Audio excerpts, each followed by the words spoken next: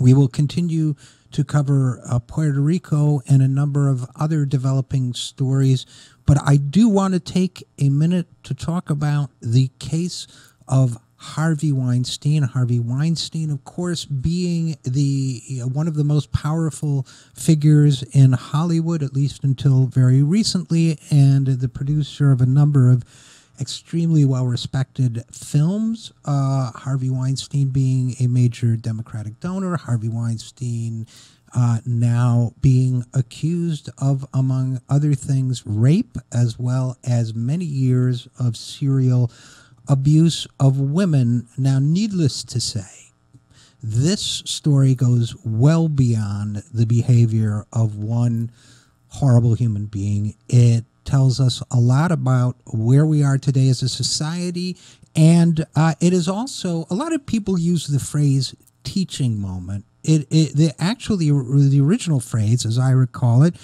is teachable moment. And I think teachable moment is an important phrase in a case like this, because what it tells us is that moments come in a society when we can learn, when we can be taught, if we choose to be taught, if we take advantage of that moment. If we do not take advantage of that moment, the opportunity is lost. So the question for us right now is, will we choose to be taught and to learn from the story of Harvey Weinstein and what happened there, the horrific story.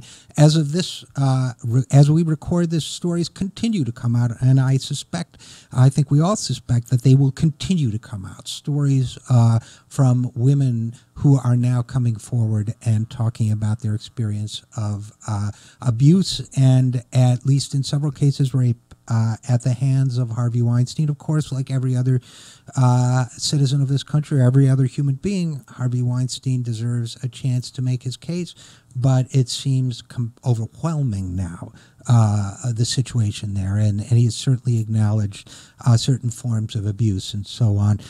So who can teach us, number one, and what can we learn? Who can teach us? Obviously, the victims of Weinstein's abuse are our primary teachers. We can learn from their speech, and we should also learn from their silence, because there are reasons why these women felt for so many years that they could not come forward. There are reasons why they felt they could not approach Weinstein's company, why they felt they could not approach the press, why they felt they could not approach the beneficiaries of his generosity in the political and charitable worlds, why Harvey Weinstein felt untouchable. There are reasons why that happened, and they have to do with failings of the media, they have to do with failings of society, they have to do with failings of the culture overall. But first, one of the other things we need to learn comes from Weinstein himself. What drives a man like this to this kind of abuse? How can we potentially spot an abuser going forward? So what I'd like to do now, and I want to warn listeners, what we're about to do is play a recording made by one of Weinstein's victims. It's pretty clear that he is already acknowledging in this video abuse. He's already acknowledging that on a previous occasion he touched this woman's breast. He touched her sexually against her will, which was a crime and is a crime. She went to the police. The police gave her a wire.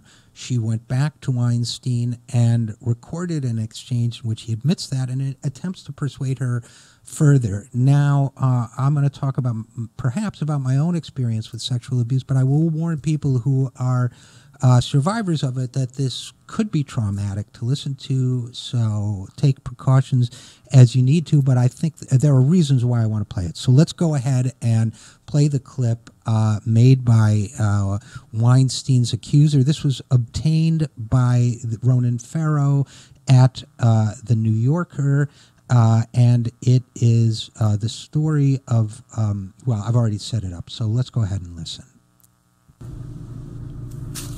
I'm telling you right now. What do we have to do here? Nothing. I'm going to take a shower. You sit there and have a drink. Water. I don't drink. Can I stay on the bar? No, you must come here now. No. please? No, I don't want to. I'm not doing anything with you. Now you're embarrassing me. I'm sorry, I cannot. No, yesterday was a kind of aggressive for me. I need to know a person to be touched. I won't do a thing. I don't want Do a thing, please. I swear I won't. Just sit with me. Don't embarrass me in the hotel. I'm here all the time. I Sit know, with me. but I I promise. don't want to. Please sit there. Please. 1 minute. No, I ask I can't. you. Go to the bathroom. Please, I don't want to do something I don't want Go to. to the bathroom. Come here. Listen to me. I want to go downstairs. I'm not going to do anything. You'll never see me again after this. Okay? That's it. If you embarrass me in this hotel, I'm not I'll stay. embarrassing you. It's just that I don't feel comfortable. Honey, don't have a fight with me in the It's not hall. nice. Please, I'm not going to do anything. I swear, my children. Please come in. On everything. I'm a famous guy. I'm feeling very uncomfortable right Please now. come in now. And 1 minute. And if you want to leave, when the guy comes with my Why jacket, you can yesterday go. you touched my wrist? Oh, please, I'm sorry. Just come on. I'm used to that. Come on. Are you used Please. to that? Yes, come in. Because No, but I'm not used to I that. won't do it again. Come on. Sit here. Sit here for a minute, please. No, I don't want to. If you do this now, you will embarrass me. But no. Fine. Never call me again. Okay? I'm sorry. I promise you I won't do anything. I know, but yesterday was too The much guy is for coming. me. I will never do another thing to you. 5 minutes. Don't ruin your friendship with me for 5 minutes. I know, but it's kind of like, it's too much for me. I can't. Please, you're making a big scene here. No, Please. but I want to leave. Okay. Goodbye. Thank you. Very upsetting stuff. This was recorded by a young woman named Ambra Batalana Gutierrez, who was once a finalist in the Miss Italy beauty contest, 22 years old at the time. Weinstein was, of course, probably in his 60s by that time. Now, as I say, very upsetting if you are a survivor of any form of abuse, as, by the way, I am. And maybe at some point I'll talk about that, but that's not the topic of the day today. Why I think it's important, based on my own experience and the experience of these women, why I thought it was important to go through the experience of listening to that is because I think it provides a very telling insight into the mind of the abuser and the rapist of this kind, who does what he does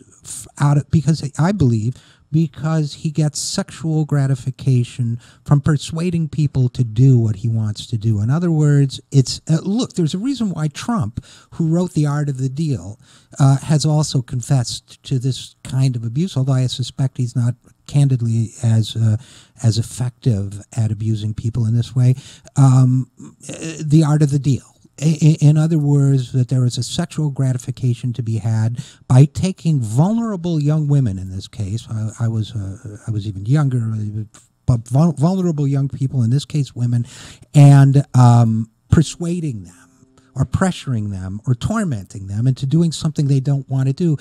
What I hear here is a powerful man who's used to getting his way on deals, who's used to getting people to agree to things in business they would never agree to do, who gets a gratification from that, who gets a gratification from and think about the etymology of this phrase, of shafting people in business deals. I believe that it's a through line. It's a through line. And so all the stories I've read about Harvey Weinstein involve him persuading people to do things they don't want to do, even if it's not sex, even if it's watching him take a shower, which is so indescribably creepy. But what we have here is a person who loves to do this, and what we have here is a society that rewards people like that venerates people like that. Trump, who wrote The Art of the Deal, had a TV show where he abuses people, not sexually, of course, but where he insulted and intimidated people on The Apprentice year after year after year, and that was extremely popular. The deal makers of this world, we exalt them. We don't say, look, there's something wrong with you. A lot of people in this country and in society, Western society in general, become extremely wealthy because of their pathologies and their sociopathy and their psychopathy, rather than because of things we consider normally to be virtuous. So why is it that in the capitalist system this kind of thing is virtuous? So when we look at the social reasons why Harvey Weinstein exists and is able to do what he can do. We should also look at our relationship with wealth and money. That has a lot to do with it. We should look at our relationship with power. That has a lot to do with it.